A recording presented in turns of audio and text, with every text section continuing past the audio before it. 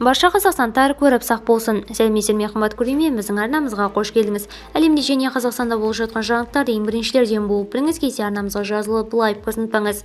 4 облыста үсік жүреді. 31 мамырға ауа райы болжамы жарияланды.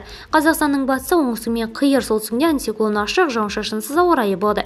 Еліміздің қалған территориясында циклон және онымен байланысқан атмосфера фронтальды бөліктер тұрақсыз ауа райын алып келеді. Түнде Қостанай облысының солтүстігі және Павлодар облысының солтүстігі, Ақмола облысының солтүстігі мен шығысында 1-3 градус үсік күтіледі. Атырау, батыс Қазақстан облыстарында, Маңғыстау облысының солтүстік батысы мен орталығында жоғары өрт қаупі күтіледі. Жетісу облысының шығысында, Түркістан облысының орталығы, солтүстік шығысында, Жамбыл облысының батысы шығысында, Қостанай облысының солтүстігінде, Ақтөбе облысының батысында, Қызылорда облысының орталығында жоғары өрт қаупі сақталады.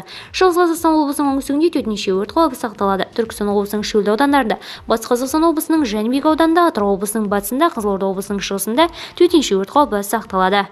Видеомыз кеңінен таралып, барша қазақстандықтар хабардар болу үшін лайк басып жақындарыңызға таратуды ұмытпаңыз. Алайда жақсылық тарату оң жасаумен тең екенін ұмытпайық.